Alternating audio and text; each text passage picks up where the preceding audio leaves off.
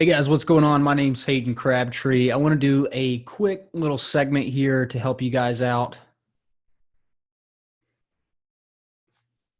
Hey, what's going on, guys? My name's Hayden Crabtree. I am the author of Skip the Flip. I hope you're watching my YouTube channel where I put out a bunch of educational content. And I'm also a self-storage investor, residential investor, and boat and RV storage investor. I wanted to do this update today because I've been getting a lot of questions on social media, on podcasts I'm doing from friends, from colleagues, from other investors I know. And everyone seems to be asking me, and they're most interested in how is the self-storage piece of your portfolio doing during the coronavirus downturn. So I just want to quickly touch on that topic, as a lot of people know, and a big appeal for a lot of investors of why they want to get into self-storage is that it is traditionally known as a recession-resistant asset. So what that means is that whenever the economy goes down, our investment does not go down with the economy. So that is one of the biggest reasons that I personally wanted to get into self-storage. For other reasons of, I really like the management of it. I really like really everything about the business. I love the self-storage business. And a lot of people have been wondering because, we're not in the traditional downturn with coronavirus. The coronavirus is really a unique pandemic, health pandemic, where people's activity have been locked down and kind of prohibited. So I want to go through the process of what we've seen. And I think we're about 90 days in since coronavirus struck. So it's had time to run a little bit of its course. But anyways, so whenever coronavirus first started, we really had no idea what it meant for our business. I'd been in the self-storage for a number of years now, but not in 2008. And I didn't really have any past experience personally. I've read a lot of data, talked to a lot of people about how it performed in 2008, but it made me a little nervous, to be frank with you, whenever coronavirus did hit. So kind of not really knowing what to expect that very first month when rent was due on the upcoming, I want to say it was it March 1st? Or April 1st, one of the two. I was very nervous about how our collections were going to be, but to my surprise, collections were the highest they had ever been. And when I say collections, I'm talking about receipts, also known as whenever a tenant comes in and pays. So self-storage business is a little bit different than rental properties, rental houses, where you expect people to pay on the first. A lot of people do pay on the first in self-storage, and it depends facility by facility. But a lot of people will pay just randomly throughout the month. For some reason, they don't really see their storage bill as this thing they kind of have to pay, like they do their rent of their apartment or their mortgage for their house. They kind of see this, a lot of people see self-storage bill as like, oh yeah, kind of that phone bill or the TV bill or something like that, where if they paid a couple days late, they don't really care. But to our surprise, on that first month go around, on the first of the month, it was the highest income we'd ever had at any of our storage facilities, which is amazing. We didn't really know. We kind of wanted to see, when I say we, me and my partners wanted to see, like, is it because everyone wants to pay so they don't have to go out into the public and they can just knock everything out? It's kind of the opposite of what we expected, because we thought people would be saving their cash. They'd say, forget the self-storage bill. I don't have to pay that for 30 days, and I'm only going to have, call it a $20 late fee. So forget that. I can worry about that later. But to our surprise, it was extremely high, which is a great thing for us. It's a good thing for the tenants too, that they could pay. And then for the rest of the month, our income was just very much stable, business as usual. But because we had a slight uptick in payments at the first of the month and then normal through the rest of the month, we actually ended the month higher with more income than we'd have in any other month in our history, the first month of the pandemic. So that was amazing. Throughout that time, new move-ins remained strong, and it seemed like people maybe didn't want to take their stuff out of the unit when otherwise they might have. So we also had a higher retention of existing clients and a bigger influx of new clients. So that was super amazing for the storage business. It was proven its worth in terms of recession resistance in that first month. The second month that rolled around, is it seemed like people were more educated on the virus. They were taking the precautions more seriously. And during that month, we saw very, very little move-in activity. So while the first month of the pandemic, we had a lot of move-ins, maybe it was people preparing, people got sent home from college, whatever it may be. Second month, we had very little move-ins.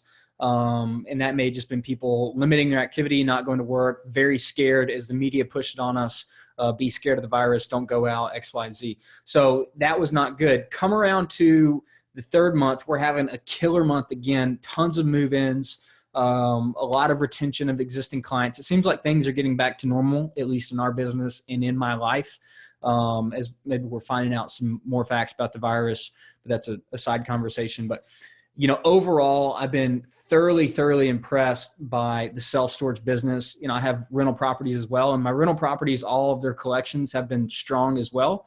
You know, there hasn't been this massive wave of non-payments, and I don't know if that's due to the assistance of the stimulus, the $1,200 to a lot of people, whatever it may be. But, you know, I'm in the lower cost housing, affordable housing, and self-storage, and both of those asset classes performed extremely well, which was very exciting. You know, I mean, it gives me a lot of confidence going forward to see firsthand how the storage business is a recession resistant business as the income has stayed strong and even gone up now in this third month. We're seeing a lot of move-ins, a lot of new income to our business, which is exciting. So, you know, that's my 2 cents. I know a lot of people are always looking for recession resistant. I mean, I'll tell you a story. My personal business coach does a lot of different things, does retail, multifamily, senior living.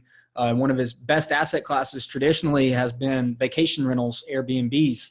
And it's just, you know, it's devastating to hear. I see a lot of people on the internet peddling, you know, how to invest in Airbnb. And I've got friends and obviously coach that invest in Airbnb, other partners that invest in Airbnb. And it's a great business model until it's not, you know. And luckily in the storage business, say, if, you know, before the pandemic, we were at 100%, you know, we even crept up to 100, 105% versus someone who's invested at Airbnb, you know, in certain districts. And this is the whole confusing part too, right? Because I have a friend in Georgia whose Airbnb didn't get really hurt at all. And then another person in the West, and they got shut down, and their income goes from 100% to 0% overnight.